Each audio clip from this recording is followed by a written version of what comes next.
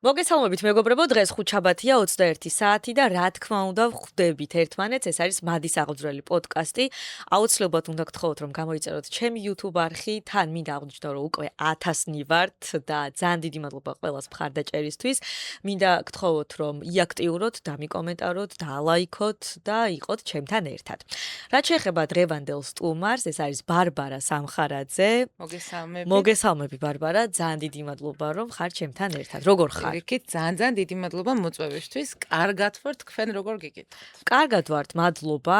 მზად ხარ საინტერესო თემებზე რომ ვისაუბროთ. კი ბატონო, კი ბატონო. და მზად ხარ ჭამისთვის. ნუ ეხლა ჩემს შემთხვევაში ჭამა ცოტა სხვა რაღაცაა, მაგრამ კი.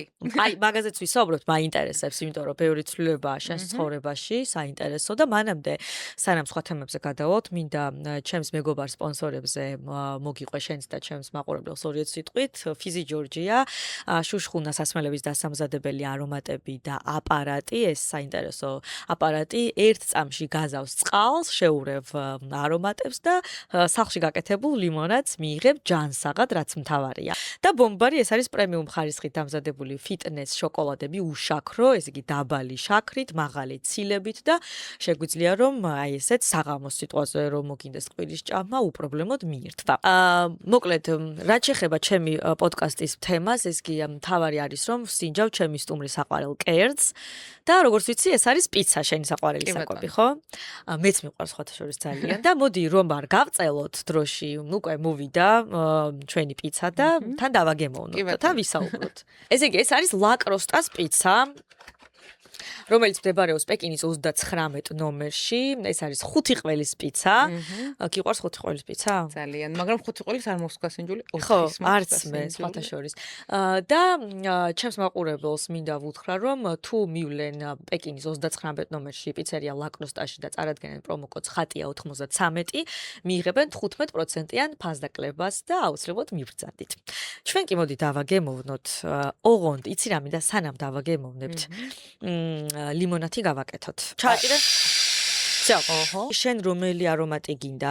აქ არის პინაკოლადა და პორტოხალი. ნუ პორტოხალი ვიცი რომ სტაბილური გემოა, მოდი პინაკოლადა გავსინჯოთ. ცოტა უნდა ჩავასხათ სიროფი და მე დავამატებთ იმას, რა ქვია, წყალს.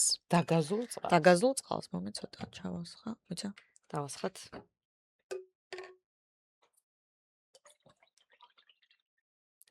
აბა, გაგვიმარჯოს. გაგვიმარჯოს. ძალიან კაია, რაც განსხვავებული გემო აქვს.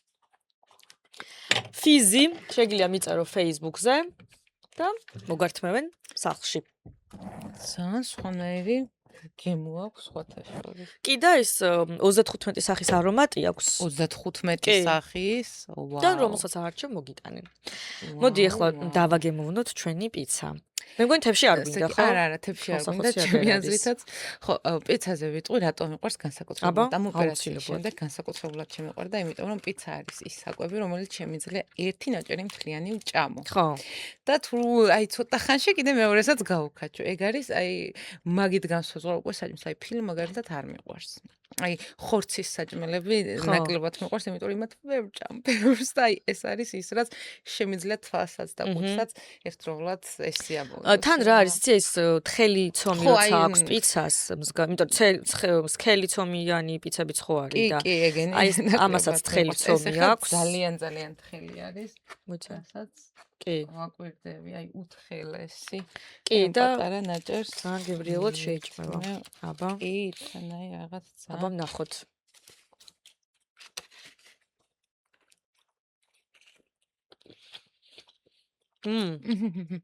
ლაკროსტა, ძალიან დიდი მადლობა.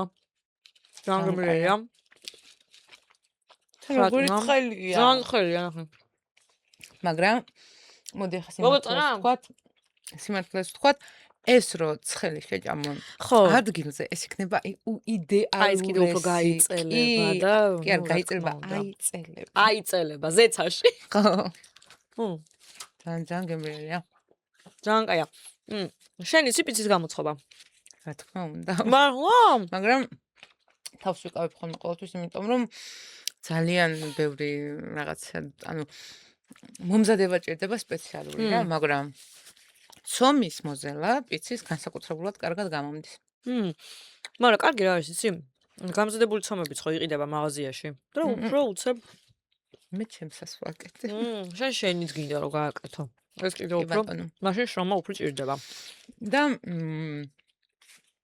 სხვათა შორისაც ოპერაცია გავიკეთე გამოძახებულმა საკვებმა და თუნდაც გარეთ ნაჭამმა გადაინაცვლა მეორე ხაზზე რა, იმიტომ რომ თუ კი რამეს ვცინჯავ გარეთ და მომწონს გემოებს ვიაზრებ და იმას ვაკეთებ სახლში. ერთი სიტყვით ძალიან გურმანი ადამიანი ვარ, მაგრამ მთელი ბავშვობის მანძილზე როცა სახლში რაღაცას აკეთებდნენ ხოლმე საკვებს, ყოველთვის ვიყავი დეგუსტატორი. აჰა.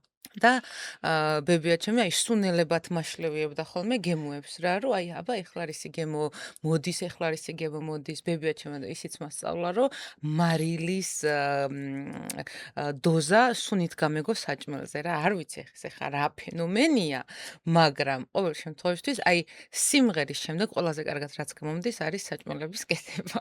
საჭმელების კეთების გარდა, ანუ მნიშვნელოვანი არის, რომ რა აქვს ინგრედიენტები ჩაშენებული ამ რომ დაშალო პირში, რასაც მიირთმევ და მიხვდე რა აქვს, იმიტომ რომ ბევრი მაგას ვერ ხვდება. ხო, ხო, ხა რა თქმა უნდა, რაებით მაქვს გასინჯული, თორე ხა აზიური საკვები რომ მომიტანო, ვერ მიხვდები რა არის, მაგრამ ქართულ სამზარეულოში აი ქართულ საბჭოურ სამზარეულოში რაც ძირითადად კეთდებოდა ყოველთვის ჩვენთან რა საქართველოში და ყველა ქართულ ოლივიე ხო აი შემიძლია დავშალო გემოებად ყველაფერი სუნელებს ქართულს ძალიან კარგად ვცნობ ყველაფერს ეგ ძალიან მაგარია იმიტომაც გამოგდის მერე გემრიელი საჭმელი რომ ყველაზე ნაკლებად ურთიერთობა მქონდა ცომეულთან გამომცხვა რაღაცეებთან და იმიტომ რომ ბებოც სანამ ცოცხალი იყოს უბებო აკეთებდა და დედა ერთად რა და ასე თუ ისე მარტო ყურების პროცესი მიწევდა რა და ამიტომ ტკბილი რაღაცეების გამოცხობა ისე აი ხლა და ეხლა ვსწავლობ ამ ყველაფერს თორე აი კერძები, სალათები, წვნიანები ჩემია. მე კიდე რა არ მიყვარს რეცეპტების გამეორება. აი დაუშვათ სადღაც რო წერია ერთ-ერთში რაღაცა იმის გადამოკეთება მიყვარს ჩემებურად რა რომ აი მიყვარს ჩემეული ვერსიის გაკეთება ის რაც არის უნიკალური. ოღონდ ეს ყველაფერი არ მახსოვს. ამით დამემსგავსე დედაჩემს. ანუ დედაჩემს არ აქვს რაიმე კერძის და რომელიმე საჭმელის რეცეპტი. ყველაფერს აკეთებს, აი ჰოპ, აი ესე რა ერთი ხელის მოსმის. ანუ იმპროვიზაციის ნიჭით დედაშენისგან ამბავი მაგ ყველაფერში თან აი დედას თუ იმას ამბობდა ხოლმე რომ საჭმელმა არ უნდა გაწყინოს. აი დაუშვათ არ უნდა გაგეღიზიანოს ნაღველი, არ უნდა გამოიწვიოს დისკომფორტი, შევერილობა და აი სულ ესეთ რაღაცებზე უნდა იყოს თან გემრიელი და თან არ უნდა შეგიქმნას დისკომფორტი. ანუ შენ რო რესტორანში მიდიხარ და რაღაცა შეჭამ, არ უნდა ფიქრობდე იმას, მე რო სახლში წავალ, აი გზაში ნეტა როგორ ვიქნები. აი ბარიატრიაზე რამდენიმე სიტყვა ახსენე და მინდა რომ ამ თემასაც შევეხოთ. რამდენი ხანი გავიდა უკვე? 2 წელი გავიდა უკვე, რაც ბარიატრია გავიკეთე. და რამდენი კილო დაიკელე? 70. ვა, რა მაგარია. იცი რა მაინტერესებს? აი რა ცვლილებები იგრძენი გარდა იმისა, რომ ფიზიკურად დაიკელე 70 კილო. გაგიჭირდა თუ არა ეს პოსტოპერაციული პერიოდი? ან შენმა ორგანიზმმა როგორ მიიღო? პირველ რიგში ეს მაინტერესებს. მოდი მაინც რახან ეს ყველაფერი საკვების თემაზე ამორგებული მთლიანად შენი კონტენტი.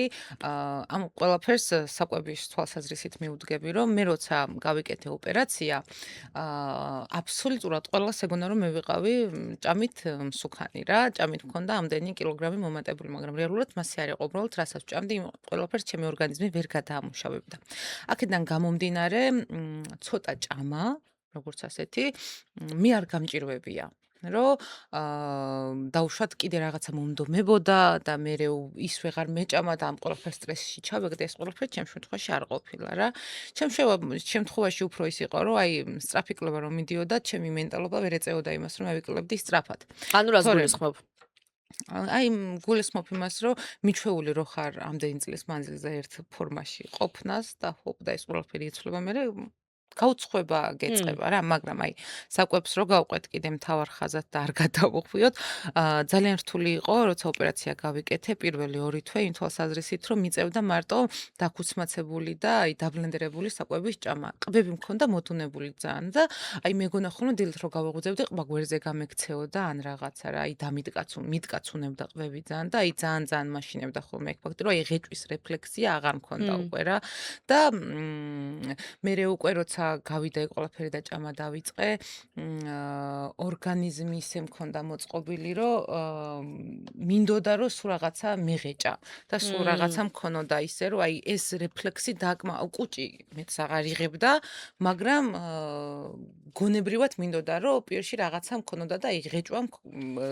გაეხორციელებია ჩემს ტვინსაც და აი ყბებსაც. საღეჭი რეზინი ამ დროს მაგალითად აი საღეჭი რეზინა ვერ იმიტომ რომ მწარე იყო და არ მსიამოვნებდა ძალიან. არც ტკბილები არ აი საერთოდ არ მსიამოვნებდა რა. აი საერთოდ. და პლუს ამას კიდე რაც უფრო მეც ვხეჭავდი, უფრო მეტად მტკიოდა და აი უკვე აღარ ვიცოდი რა მექნა. ძალიან რთული იყო. ექიმისთვის არ მიმართავს თავისით გავიდა, მაგრამ ყოველ შემთხვევისთვის მაგანაც იჩინა პრობლემა.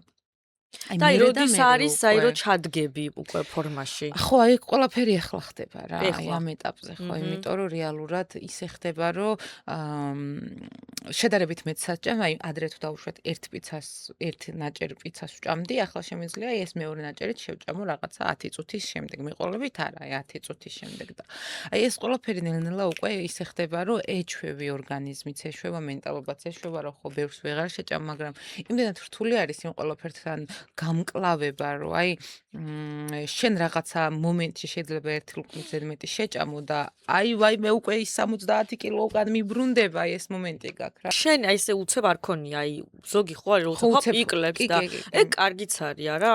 კი. ყველანაირად კარგი არის, იმიტომ რომ ძალიან ბევრი რაღაცა გინარჩუნდება ორგანიზმში რა, მინერალებიდან დაწყებული, ხარისხით დამთავრებული, რომ ეს უფრო დიდხნიანი არის რა. შედეგი უფრო ბევრად დიდხნიანი არის და პლუს ამას კიდე ის თანმხლები, გართულებები, რაც თან ახლავს სწრაფი წონის კლებას, არიდებული გაქვს ფაქტობრივად. ვინც ფიქრობს, რომ ბარიატიის ოპერაცია გაიკეთოს, რას ურჩევდი, ან ვინც გაიკეთა, რა არის ის, რაც თქვათ უნდა იცოდეს? აი მე რასაც ვაკვირდები ახლა, ხო, მენტალობიდან თუ არ დაიწყო გარდაქმნა, აი ბევრი ჭამა, ვისაც უყვარს ძალიან გაუჭირდება. აუ ძალიან გაუჭირდება. მე თუმეტეს თუ არ ამენყავს ორი კვირის ან ერთი თვის მანძილზე ისეთი ადამიანი, ვინც მოუვლის და საჭმელს თვითონ მოუმზადებს რა. აი შენ რო გიწევს მომზადება და შენ შიმშილის შეგრძნება არსად არ ქრება. შიმშილის შეგრძნება სულ გაქვს. და პლუს ამას უფრო მეტად გაქვს, რომ აი დაუშვათ ახლა მე რო ეს შევჭამ, სადღაც 20 წუთში ისევე მომშივდება რა და ისევე მომინდება, ისევე იგივე რაოდენობაში შევჭამ. ეს რაოდენობა არ არის ბევრი, მაგრამ ჭამ არა გაქვს მიუღებლობის შეგრძნება და ვისაც ჭამა უყვარს, იმათ უფრო გამძაფრებულად აქვს ის სურვილი, რომ ბევრი ჭამოს. აი ზოგი ცოტა ისეთ რამეს ვიტყვი, ისეთ თემასაც მიმართავს ხოლმე, რომ აი ჭამს, ამოიღებს უკან აღებინებს და მერე ისევე ჭამს. რომ ეს დაიკმაყოფილოს, ეს შიმშილის შეგრძნება რამით დაიკმაყოფილოს და ის რომ აი მე როგორც ვამბობდი, რომ ღეჭვა მინდოდა, ვიღაცას აი დავუშვათ, არ ყოფნის მენტალურად ის რომ ერთი ნაჭერი რომ შეჭამა და უნდა რომ ნახევარი შეჭამოს, მაგრამ ნახევარს ორგანიზმი ვერ იღებს. და რაღაცა უნდა მოიმოქმედოს, რომ ეს მიიღოს. ანუ ოპერაციის მერე ჩვეულებრივად მშივდება. აუცილებლად გშივდება. უბრალოდ ვერ ვჭამ. ხო, უბრალოდ ბევრს, ანუ უცებ ნაყრდები რა. აი და კაია მერე. შენში რა შეიცვალა მენტალურად, როდესაც დაიკელე წონაში და აი გარედან რა შეამჩნია? უფრო აგიმაღდა სიტყვაზე რაღაც თავდაჯერებულობა თუ როგორც იყავი ისე? თავდაჯერებულობა ამიმაღლა ხალხის დამოკიდებულებამ რა, რომ აი ვაუ, ეს მომენტი რო აქვთ თორე როგორც ასეთი მე არაფერი ისეთი განსაკუთრებული ჩემში არ შეცვლილა რა.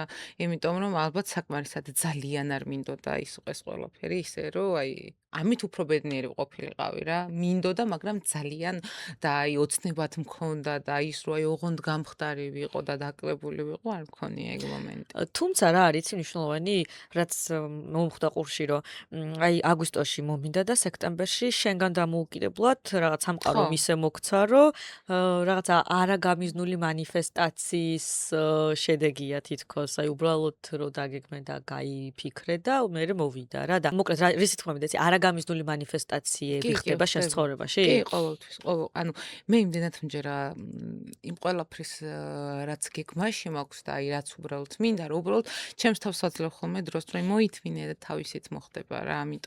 ამიტომ ვიკავებ ხოლმე თავს სანამ ჩაწერას დავიწყებდით, ჩვენ იქამდე ვსაუბრობთ, ამიტომ ვიკავებ ხოლმე თავს ბევრ რაღაცაზე, რომ უბრალოდ თავისით უნდა მოხდეს რაღაცეები რა. ხო, აი ეგ საინტერესოა, იმიტომ რომ ბევრ ადამიანს აინტერესებს მსგავსი რამ და ბევრი ადამიანის ცხოვრებაში, მათ შორის ჩემთან, ეხლა ვინც გვიყურებს ყოფილა, რომ აი ეხლა ეს მინდა მალე ყველა სადღაც ეგ გვეჩქარე. განგრევს მეც არაფერს არ გიშვება რა. ეგ თუ რაღაცა ისე ვერ ხდება როგორც შენ გინდა, ეგ ყველაფერი შენ განგრევს, თორე არაფერს არ გაძლევს რა. მით უმეტეს კიდე თუ მოლოდინის რეჟიმში ხარ და ამ ყველაფრისთვის არაფერს არ აკეთებ. აი მე პირადად ეხა რომ მინდა ოპერაცია, თანხის შეგროვება მქონდა დაწყებული და აი რაღაცა სტიმული მქონდა და მუღამში ვიყავი, რომ აი შემოგროვებია რაღაც 100 ლარი მექნებოდა 50-ი ჩავრიცხავდი ის და აი მექნებოდა ჩემი ქმედების შედეგი იქნებოდა და მე დავინახავდი და აი ესე უცებ რომ მოხდა ჩემგან დამოუკიდებლად ცოტა რაღაცნაირი ხო, მაგრამ ბედნიერებაც იყო მადლიერების შეგრძნებაც ხად წავა რომ თქვა რომ აი ყველა ხო ძალიან კარგად დაინახა და ყველა ხო კარგად იცის რა მოხდა როგორ მოხდა და ვისით მოხდა ეს ყველაფერი მაგრამ აი ეს ყველაფერი იმდენად მარტივად მოხდა, რომ აი გაზრების მომენტი და ვსიო უკვე. საოპერაციაში ხარ. მორჩა. თუმცა შენ ხო დაიწყე ამისთვის თანხის შეგროვება, ანუ პირველი ნაბიჯი გადადგი, მადა ჭამაში მოდის რაღაცნაირად დაიწყე და მერე მოვიდა. აი ეს რო დამჯდარიყავი არ მოვიდოდა. ხო და აი მაგაზე მინდა რა, აი რა იქნებოდა რაღაც პატარას რჩევასავით შენი დაკვირვებები, რომ აი თუნდაც ვინც გვისმენს ახლა, რაღაცა პატარა რეკომენდაციასავით შენი გამოცდილებიდან რას საიტყოდი? პირველ რიგში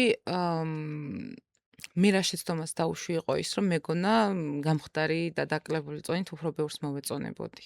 აი ეს აბსოლუტურად ყველამ უნდა გაითვალისწინოს, რომ თქვენ ხართ თქვენ და არავითარი გამხდარი თქვენი ვერსია არ ბადებს იმ სიმპათიას, რაც ვინმეს გონია, რომ დაიბადება საზოგადოებაში. არავითარ შემთხვევაში. შენი ვიზუალი არ განსაზღვრავს შენს იდენტობას. ესეც აბსოლუტურად ყველამ უნდა იცოდეს. და უბრალოდ აი მარტივად რო ვთქვათ რა, ჭარბწონიანი ადამიანის სხეულიდან უფიქრობენ, იმიტომ რომ ეს არის დროებითი. აბსოლუტურად ყველაფერი არის დროებითი სხეულის მდგომარეობას რაც ეხება რა და აქედან გამომდინარე ყველა უკეთიცის რა უნდა, როგორ უნდა, რა უნდა გააკეთოს ამისთვის. უბრალოდ ზედმეტი მოლოდინებისგან შეიკავონ თავი და ენდონ პროცესს. აი ეს არის ყველაზე ოპტიმალური რჩევა და სხვისი შედეგით ნუ განსაზღვრავენ თავიანთ თავის შედეგს. ხო, ეს რაც შეეხება აი ამ წონას და აი ცხოვრებაში ზოგადად, როდესაც ვსაუბრობდით, რომ აი რაღაცისკენ მივივლტი, რაღაცა მინდა მალე მოხდეს, აი ზოგადად არ აქვს მნიშვნელობა. შენ ამბობ, რომ ველოდები ხოლმეო რაღაცეებსო და არ ვაჩქარებო და აი ეს მინდა რომ გააზიო, რას ვქე ელოდები და აი აი ესე ვარ, აი ეგ მომენტი არ არის. აი ეს ელემენტარული ვიყოთ, აი ასტროლოგია და ეზოთერიკაც რო ჩავრთოთ ამ ყველაფერში, რომ ყველას გონია რომ რაღაცა ზოგადი პროგნოზი განსაზღვრავს შენ აი სახლში იჯექი და დღეს ლატარიას მოიგებ და აი ვიღაცა დაგირეკავს და გეტყვის რომ აი შენ აქ მოიგე რაღაც აქ რომ ჩაიარე ალბათ ყველაზე იღბლიანი შენახარ. ეს ხო რაღაცა არარეალური არის. შეიძლება არსებობდეს, მაგრამ მილიარდში ერთი და მილიონში ერთი და მილიონში ძალიან ბევრი არის ერთი. ხო და აქედან გამომდინარე ადამიანი როცა აკეთებს საიმისოთ რაღაცას, რომ წინ წავიდეს, ამას ღმერთი არის, სამყარო არის, უცხო პლანეტელი არის, თუ კრიშნა არის, ვიღაცა სადღაც ხედავს და ამჩნევს და გიბრუნებს ამის სიკეთეს რა. ელემენტარული შეიძლება მართლა ერთ-ერთი ის იმედი არ გაგიმართლდეს, რაც გინდა, მაგრამ რაღაცა მოვა შენს ცხოვრებაში კარგი. ვიღაცა გაივლის და გეტყვის ისეთ ფრაზას, ან ისე შეგაქებს, რომ სიო იმ დღის და იმ კვირის და იმ თვის ენერგიით იქნები სავსე რა. უბრალოდ ყველაფერი არის ბუმერანგის პრინციპი სამყაროში რა. რასაც გასცემენ, იმას მიიღებენ ყოველთვის და ეს მოლოდინის რეჟიმიც უბრალოდ მე ვქმედებ და ველოდები შედეგს. აი ყვავილი, რომელსაც დარგავ, თუ არ მორწყე, ხო გახმება და არ ამოვა. აი ეგ მორწყვა არის მოლოდინი. იმ შემთხვევაში, რომ რაღაცა ნაყოფი მიიღო და ყვავილი დაინახო რა. და ამ მორწყვის პროცესს აქვს ყველაზე დიდი მოთმინების ფაზაც და ამ მორწყვის პროცესს აქვს ყველაზე დიდი სიამოვნების ფაზაც, რომ სანამ ნაყოფს მიიღებ, იქამდე ზრდი და ელოდები და ელოლიავები და რა ვიცი, აბა რა იქნება, როგორ ანუ იქნება. ზოგადად შენ საქმეს აკეთებ რაღაც, აი თქვა ხო, რაღაც კონკრეტული მიზანი გაქვს. აი რაღაც იმ მიზნისთვისაც კი რაღაც აკეთებ, მაგრამ თან რაღაცები სიუხვე რომ მიიღო, უბრალოდ აკეთებ შენ საქმეს. ხო, იცი რა არის მიზანი, ყოველთვის არ გემახსოვრება რა. შენ არ ხარ სარბენ ბილიკზე, სარბენ მოედანზე, რომ ყოველთვის გახსოვს, აი ფინიშამდე უნდა მივიდე და იქამდე უნდა ყოველთვის მან და არ დგახარ. ცხოვრება ასეთია. შეიძლება სულ გახსოვდეს რაღაცა ეს მინდა, მაგრამ რაღაცა მომენტში, ხო, თავი აქ ტკივდება, წამალი დაგჭირდება, წამალი უფრო მნიშვნელოვანი ხდება, ვიდრე ის რომ ფინიშამდე მიხვიდე და რაღაცა ის ლენტა გაწყვიტ რა. და აქედან გამომდინარე, ყოველთვის გიწევს რაღაცების გადაფასება, რაღაცების სწორად არჩევა და სწორი არჩევანის გაკეთება ცხოვრებაში რა. შეიძლება თუნდაც თანხა ყოველთვის გქონდეს, მაგრამ ადგე და გაიკეთო ოპერაცია, ადგე წახვიდე სამოგზაუროდ და ადგე და რაღაცა ინვესტიცია ჩადო შენს თავში იქნება ეს თუ რაღაცა ბიზნესი, პატარა ბიზნესი დაიწყო. ყველაფერს ჭირდება დრო, ოპერაციის შედეგსაც დრო ჭირდება, მოგზაურობასაც დრო ჭირდება და ამ პატარა ბიზნესსაც დრო ჭირდება. სწორი ინვესტიცია და სწორი ამ შემთხვევაში ინვესტიციას მე იმას კი არ გულისხმობ, რომ რაღაცა დიდი ფულის აღება და ჩადება. უბრალოდ მოთმინება არის ინვესტიცია, ის რასაც ქმედებით დებ შენს საკუთარ ხო. თავში და შენს საკუთარ ცხოვრებაში. ხო, აი ქმედება ძალიან მნიშვნელოვანია მართლა. ისე რა არაფერით არ მოვა და ზოგს აი ეგ ეზარება რა, აი ლოდინამდე თუნდაც ქმედება. ხო და ეგ იმაზეა დამოკიდებული, რომ ეგეთი ადამიანები ძალიან ბევრი არიან ჩემს გარშემოც, რომ ეს ურჩევნიათ ვიდრე გაზარდონ რაღაცა, ადგენენ და პირდაპირ იყიდონ. ეს ხო ძალიან მარტივია, მაგრამ შენ ამ ზრდაში იმდენ რაღაცას, აი მცენარის მაგალითს ვაგრძელებ, იმდენ რაღაცას სწავლობ, ელემენტარული ის, რომ დღეს რო დაუშვათ ერთი ჭიქა წყალი დაასხი, ამან გამოიწვია მცენარის პობისკენ წასვლა. ორი დღე არ მორწყავ, მე მესამე დღეს 100 გრამს დაასხავ და ხვდები რომ ამ 100 გრამზეც კიდე რაღაცა მსგავსი აქვს, მაგრამ შენ რო უკვე 50 გრამს ასხავ და აი წვეთებით წყავ, ხო? ხვდები რომ რეალურად შენ დიდი ქმედებით კი არ მიდიხარ იქითკენ, რომ ანუ ერთიანად დიდი ქმედებით კი არ მიდიხარ შედეგისკენ, მიდიხარ წვეთობით და პატარა ნაბიჯებით გადადგმული ქმედებით და დროში გაწელილი ქმედებით მიდიხარ შედეგისკენ. და რეალურად ამ გზაში შენ სწავლობ არა მარტო იმ ერთ რაღაცას, რაც მიზანი გაქვს. სწავლობ ძალიან ბევრ რაღაცას რა, ელემენტარული მოთმინებას სწავლობ და მოთმინების გარეშე ვინც ითმენს ისი გეფსოა, აგერ როგორი ხო ფრაზა გვაქვს ქართულ რეალობაში კი. და ყველაფერი მასე ხდება. შენ ხარ ძალიან უშუალო ადამიანი, მიუხედავად იმისა, რომ ბევრი ადამიანი გიცნობს, უყვარხარ, აი ეს რა ქედმაღლობის მომენტი არ შეიმჩნევა ნამდვილად და აი ესეთ გზაზე, როდესაც აი ესეთი ხარ ძალიან თავმდაბალი, გქონია ის მომენტი, რომ ვიღაცას ცოტა უსარგებლია ამ შენი ხასიათით თუ და აი ამ დროს რას შვები? ძალიან ზოგადად ძალიან ისეთი ადამიანი ვარ, რომ არ ვიტყვი რომ ბეჩავი თქო, მაგრამ შემიძლია თავის დაბეჩავება. კარგად რა, იმისთვის რომ ბოლომდე გავიგო ადამიანს საინტერესები აქვს ჩემთან და რა უნდა ჩემგან ბოლომდე რა. ადრე უფრო ვერ ხვდებოდი ხოლმე ამ რაღაცებს და ახლა თითქოს ჩემი იმიჯი იმდენად მსგავს რაღაცას უკავშირდება საზოგადოებაში, რომ აი ყველა ფიქრობს რომ რაღაცა თუნდაც შენიშვნის მოცემა, ანუ ჩემზე ბევრად ზემოთ დგანან და შეუძლიათ უბრალოდ არ ვამბობ მე ცნობილი ადამიანი, უბრალოდ მოსახლეობა, რომლებიც ეკრანის მიღმა არიან და თვალყურს გვადევნებენ.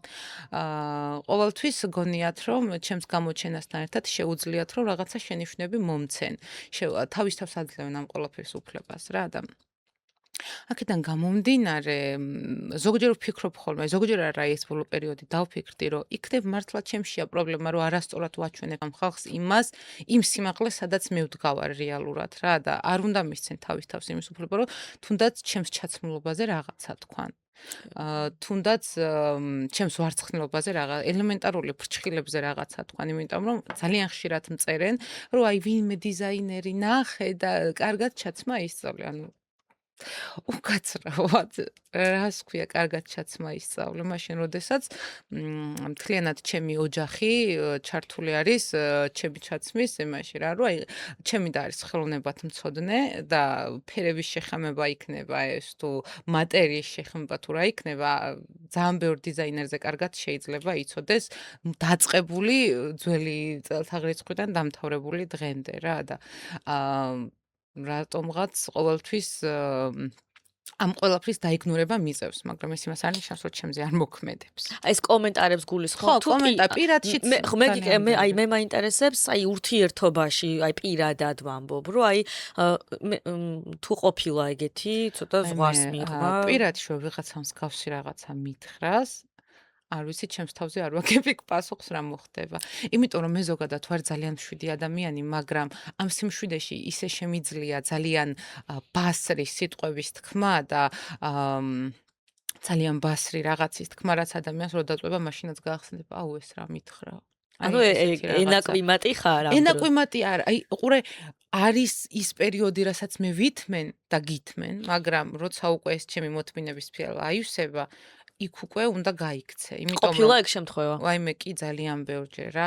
აი თუნდაც ის რო რაღაცას ვისმენ, ვერ გამოვხატავ და აი ჰოპ და ერთიანად აი ამოდის. ოღონ განა რაღაცა აგრესიით და იმით ისეთი სიმშვიდით შემიძლია მსგავსი რაღაცის თქმა, აი ვისთვისაც მithქვა მსცრემლები წამოსვლია.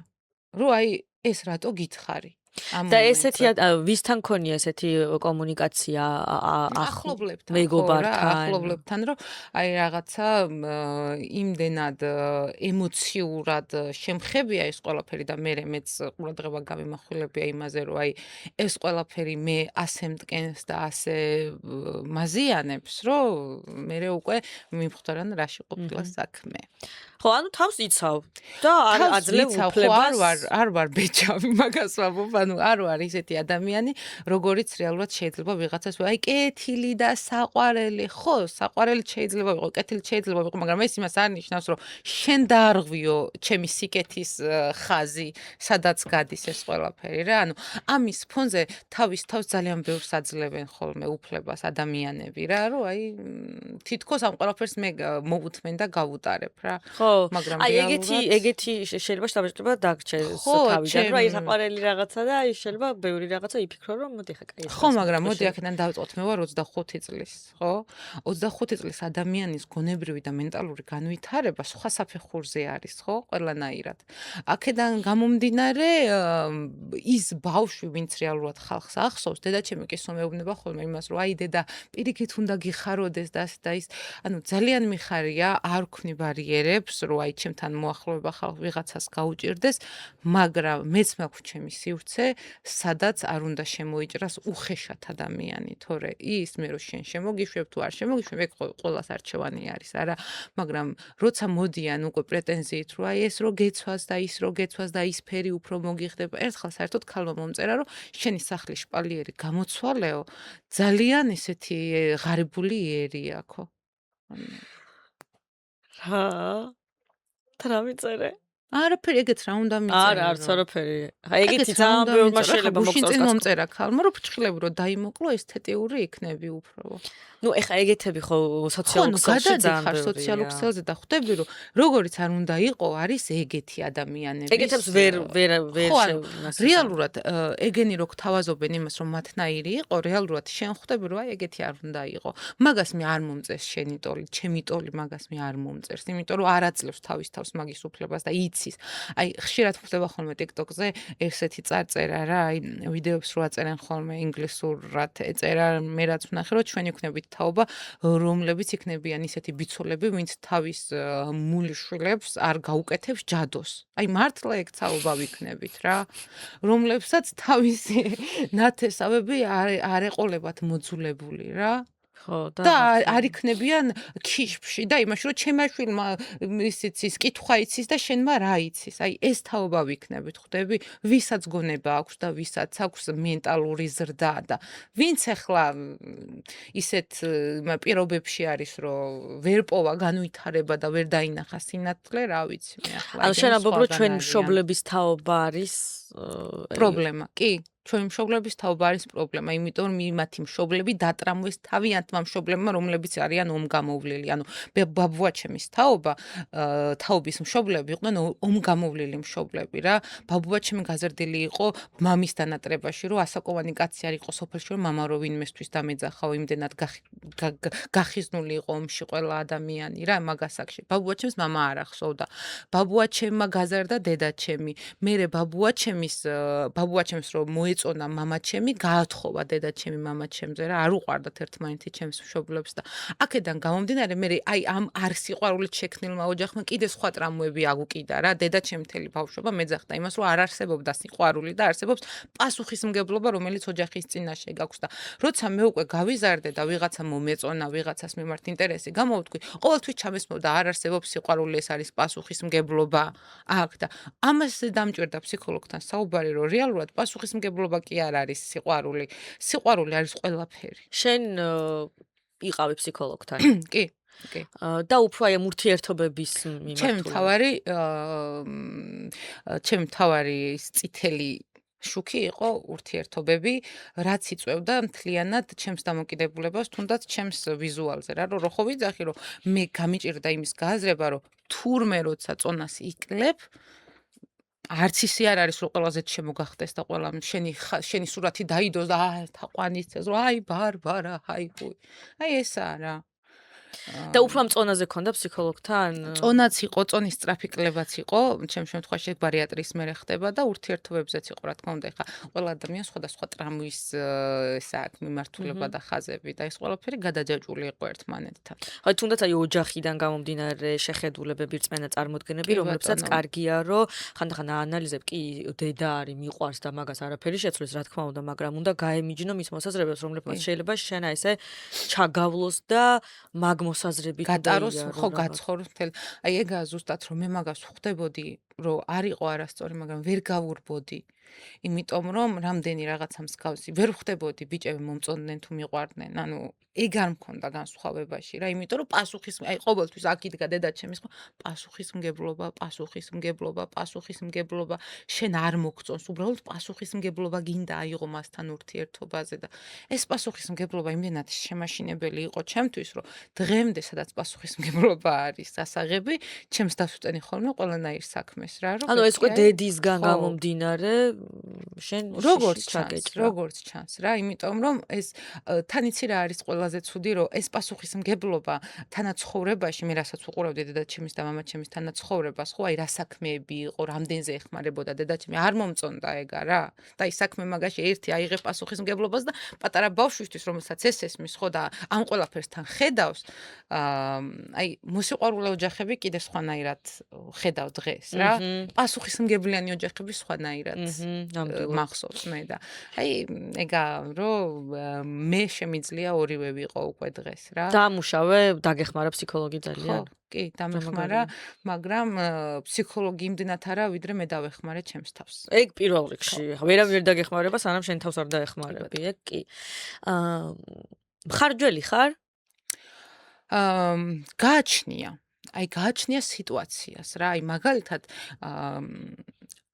თუ კი სამეგობრო სადმე წავედით და მე უნდა ამიღო პასუხისმგებლობა მან აი შემიძლია დავხარჯო მაგრამ სახლში რომ მივალ ალბათ თავი ამას კდება ნერვიულობით რა რომ რეალურად ადამიანები ვინც მუშაობენ მეც ხო მუშაობ კაცო და მეც ხო იმავშვები შოულობ არა რაღაცას რატო უნდა აძლევდნენ თავს იმის უფლებას რომ ერთი ადამიანის ხარჯზე იყვნენ რაღაცა მომენტში სულ ეს ხო შეიძლება ვიღაცას პატივისცემა უნდადეს ის მაგრამ აი უბრალოდ მე ეს შინაგანი პროტესტი მაქვს ხოლმე ყოველთვის რა რომ აი თუ კი შენ თანხა არა გაქვს ანგარიშზე ჩემთან ერთად რომ მოდიხარ ხო აი რატო აძლევ შენს თავს უკ ჩემ იმაზე მოდი აი ეგ ქართულში აი რუსული სიტყვა ვინუჟდენი ვარო რა აი ქართული ხო ვალდებულიც არა იძულებული ხო აი იძულებული რო ხარ ეგ გააკეთო ეგ უკვე სხვა რაღაცა არის რა და აი მაგ დროს მხარჯველი ვარ მაგრამ ვარ აი ფსიქიკურად შერყეული მხარჯველი რომ აი არ მინდა დახარჯო, მაგრამ ნუ ვალდებული ვარ დავხარჯო, იძულებული ვარ დავხარჯო, მაგრამ ჩემ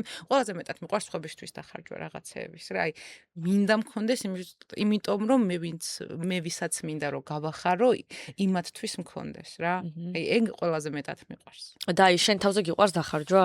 აი თქვა რამე ტანსაცმელი მომეწონა უეჭველი მინდა ვიყიდო ან რაღაცა ჩანთა. აი არ არსებობს დღე მე მაღაზიაში შევსულ და ჩემს თავზე მიფიქროს რომ მოდი ჩემს თავს რამეს ვუყიდე. აი არ არსებობს, ეგეთი დღე არ არსებობს, მაგრამ არსებობს დღე, როცა ონლაინ შოპინგი ძალიან მიყვარს. აი ონლაინში ვყიდულობ ხოლმე ჩემი თავისთვის ყველაფერს, თორე აი აქ ტანსაცმელს ყველაზე ნაკლებად ვყიდულობ ჩემთვის რა. თუ ჩემი დისთვის რაღაცას ვეძებთ ახლა ორივე და რაღაცა შემხდება, იმ შემთხვევაში ვყიდულობ ჩემთვის, თორე ის რომ ჩემთვის რამე ვეძებო აქ, არა. თან არ მიყვარს ტანსაცმელი ესეთი, რომელიც შეიძლება სხვასაც ესვას და აი რეალურად ქართულ მაღაზიებში რო შეხვიდი, არის ჩამოკიდებული აი ზომების მიხედვით ერთნაირი რაღაცები და მე ეგეთი რაღაცები არ მიყვარს. მეორადში მაგით არის უნიკალურობა, ერთი კიდია, ერთი ზომა და всё. კი, აი ერთი უნდა ნახო და всё და მეორადი ტანსაცმელები ძალიან შემიყვარდა ეს ბოლო პერიოდი რა, აი ძალიან. თუ საქართველოში ვყიდულობ რამეს, ვყიდულობ მეორადებში. ადრე გრეხი იყო და ხო, ადრე გრეხი იყო, იმიტომ რომ აი ეყარა ყველაფერი და ახლა რო ჩამოკიდებული არის და გავუწევდა გენაცვალე. ხო, ანუ პლუს ამას ფასით რო აღარ ჩამოუვარდება უკვე. ფასით არ ჩამოუვარდება. შეიძლება აქციაში ახლებში უფრო იაფად იყიდო, ვიდრე მეორადში. სიყვარულზე და ურთიერთობებზე რო ლაპარაკობდით, თუ არის ახლა ვინმე შენ ცხოვრებაში პირადში? ხო. კი, არის და აი მართლა მეხმარება იმ ტრამვების დამუშავებაში, რაც ამ თემასთან დაკავშირებით მქონდა აკიდებული რა და იმდენად აი თანამშრომლური არის ეს ურთიერთობა თითქოს რა. აი არაფერზე ნუ ვერც აღწერ რატო გინდა ამ ადამიანთან ყოფნა რა არის შენთვის ამ ადამიანთან ყოფნა ის სიტყვერად ხო წარმოუდგა უხილავი არის ეგ რაღაცა რა მაგრამ რეალურად აი იმდენად შეთანხმებული ურთიერთობა გვაქვს რა და აი თანამშრომლური რომ შენ როცა რაღაცას მე მაწყნარებ აი მეც უნდა დაგაწყნარო შენ როცა მომენტი იქნება რა ხო ეს ხა ვიღაცისთვის შეიძლება ჩვეულებრივი მომენტია ის მაგრამ ადამიანი რომელსაც ტრამვები აქვს ამ თემასთან დაკავშირებით და მთელი ცხოვრება ეგონა რომ სიყვარული საერთოდ არ არსებობდა ხო და აი თუნდაც ამ სიყვარულის შეგრძნებაც არ ვიცოდი რანაირი იყო ხდები აი მეტიც ახლა იმასაც ვიტყვი რომ როცა უკვე მითხრა რომ მიყვარხარ რომ მარტო ეს უთხარი რომ მე შენ ძალიან მშვიდად ვარ და ეს თუ სიყვარულია მაშინ მეც მიყვარხარ აი ესეთი ეს მქონდა რა ხო აი და სახლში რა თქვეს რომ გაიგეს ძალიან გაუხარდათ რომ აი ძალიან ესეთი ბედნიერი იყო დედა რომ ძალიან მიხარია მსგავსი რაღაცაო მაგრამ აი კიდე იქ წავიდა რომ პასუხისმგებლობა რა სად გაიცანით ერთმანეთი აი ეს მაინტერესებს ხოლმე სულ რომ ის სად გაიცანით ჩვენი შეხვედრა მოხდა ოპერაში მაგრამ გაცნობით სოციალური ქსელით გავიცანით ერთმანეთი და ყველაზე საინტერესო ის რომ ჩემზე არ იცოდა ვინ ვიყავი რა ჩემი ვიდეოები რო ნახა ისე კარიერაზე არა კარიერაზე ისე მომღერლის კარიერაზე არ დაფიქრებულ ხარ რა კარგად მომღერი და ეს საქართველოში ცხოვრობდა ეს ბიჭი? კი და იმდენად ბედნიერი ვიყავი მაგ ფაქტით, ეგ იყო ჩემთვის ყველაზე ის, იმიტომ რომ ვისაც მოუწერია ჩემთვის, აი ყველასში ვგრძნობდი იმას, რომ იმათ მოწონდათ ადამიანი, რომელსაც ხედავდნენ ტელევიზიის და ნამდვილ იმას ვერ მიიღებდნენ. რა, იმ გულუბრყვილო ბავშვს ხედავდნენ ყოველთვის რა და რამდენი ჩემი თავი გამოვამჟღავნე, აი რა გჭირს იყო ის, რომ აი არ ელოდებოდნენ ასეთი, რომ შეიძლება ადამიანი რეალობაში იყოს და აი სულ რაღაცა ჰაჰაჰაჰუჰუ ხასიათი არ იყოს რა. ეგ რო ვიგრძენი რომ აი უსაფრთხოება რო ვიგრძენი და სიმშვიდე რო ვიგრძენი რომ აი შემიძლია ტელევიზია დავტოვო და მოვიხსნა ეს პეტლიჩკა მიკროფონი და ვიყო ჩემი თავი ვინც ვარ აი всё მივხვდი რომ ძალიან კარგად ვიყავი და დამიმშვიდ და ყმთლიანად გონება. შენზე უფროსია? კი. 3 წლის მეტით კი. და რამდენი ხანია რაც ერთად ხართ? რამოდენიმე თვეა 7 თვე. ან ძალიან დიდი ხანიც ხო, ძალიან დიდი ხანი არ არის ეხა ყველაფერი ურთიერთობა იმაში დროში იცდება, მაგრამ ყოველ შემთხვევისთვის, ყველანაირი სირთულისთვის მზად ვართ, რაც იქნება და მთავარია ისო ხო გონები, აი მართლა თანამშრომლური ურთიერთობა. და მეგობრული პირველ რიგში. პირველ რიგში მეგობარი უნდა იყოს ჩემი აზრით. ეს ყველაზე მთავარია. სხვა სფეროშია საერთოდ? კი. კი, აბა აქეთ ჩემ სფეროში არ იყოს ხოლმე ხო, ცოდინებოდა. აი, ეგეც არის. საერთოდ სხვა სფეროში არის და აი, რა ვიცი, მართლა ისეთი, აი, მე ფსიქოლოგთან რო დავდიოდი, იქ მქონდა ესეთი დავალება, რომ უნდა ჩამეწერა ადამიანი, ჩემთვის იდეალური ადამიანი, თავისი უნარებით, ვიზუალით და ყველაფრით რა, პროფესიით და რა შინაგანად როგორი უნდა ყოფილიყო და ჩვენ რო უკვე ორი თვე ერთად ვიყავით, ეს როეული შემთხვევით ვნახე, რაც მქონდა დაწერილი. აი, გავგიჟდი 35 თვისებიდან როგორ შეიძლება 35-ვე ადამიანს გქონდეს და აი აღწერილი ვიზუალიდან ყველაფერი როგორ შეიძლება ადამიანს გქონდა. მე არ მეგონა ეგეთი რაღაცები თუ ხდებოდა, მაგრამ შენ აშკარად ძლიერი ფიქრები გაქვს, რომ მალე ხდება, ხო? და ეს რა არის ამის საიდუმლო? თუ არ იცი, აი უბრალოდ ეცი რა არის ამის საიდუმლო?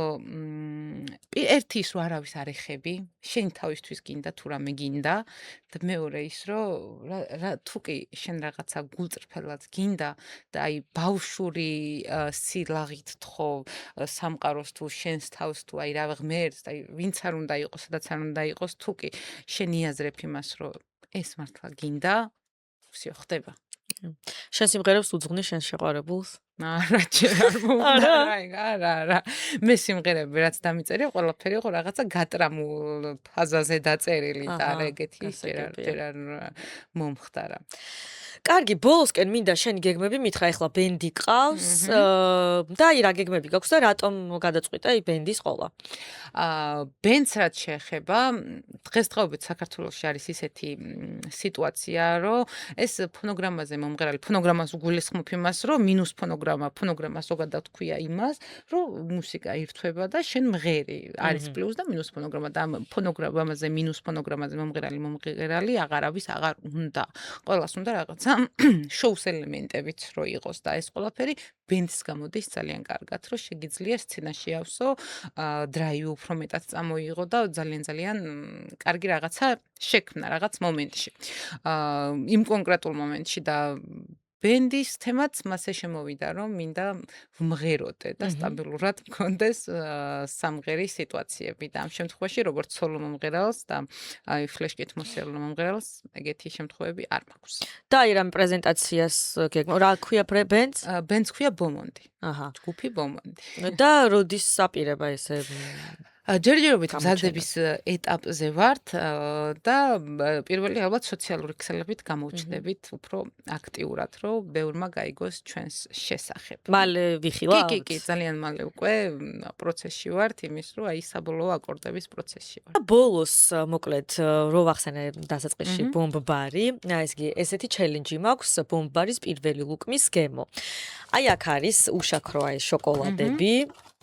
და მინდა რომ დააგემოვნო რომელიმე და პირველი გემო რაც წამოვა პირველი შეფასება ეგ ყველაფერი გადმომცე რომელი კიდე აი ვაფლი არის აქეთ მარწყვის მოდი აი ეს იყოს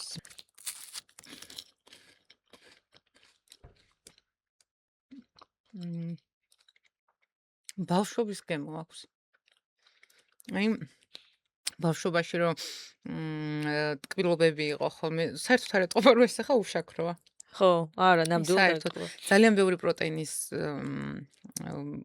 ბარი მაქვს ნაჭამი მაგრამ ეს ყველაზე ახლოს არის იმ ყველაფერთან რაც უყვართ ტკბილეულის მოყვარულებს ანუ მოგეწონა ძალიან გემი და ბავშვობის გემოზე აი რატო წაგიყვანა აი ეს ვაფლი და ეს შიგთავსი რაც აქვს ხო ჩემს ბავშვობაში ბუტკა იყო ხოლმე ჩვენთან და იქ იყიდებოდა მსგავსი რაღაცეები შოკოლადი ხო შოკოლადით ვაფლით და აი ეს შიგთავსი ბომბარმა გადმოცა აი ეს სასაჩუქრე ყუთი და გემოვნე სხვადასხვა სახის შოკოლადებია ფიზის ბლიც კითხვები ხაჭაპური თუ ლობიანი? ვაიმე რთულია, ლობიანი. თხილი თუ მიწის თხილი? მიწის თხილი. აზიური თუ ევროპული სამზარეულო? აზიური. პორტოხალი თუ მარწყვი? პორტოხალი. და ბოლოს საუზმე თუ სადილი? საუზმე. ძალიან დიდი მადლობა ბარბარა. მოკლედ კიდევ ერთხელ ულევ წარმატებას გისურვებ და მადლობა სტუმრებისთვის. დიდი მადლობა ასევე თქვენს. მადლობა. ეს იყო ბარბარა სამხარაძე. თქვენ მადლობა ყურადღებისთვის. კიდევ ერთხელ გთხოვთ რომ აუცილებლად გამოიწეროთ ჩემი YouTube არხი და მუდამ ადევნოთ თვალყური. მე კი მომავალ შეხვედრამდე გემშვიდობებით. დროებით.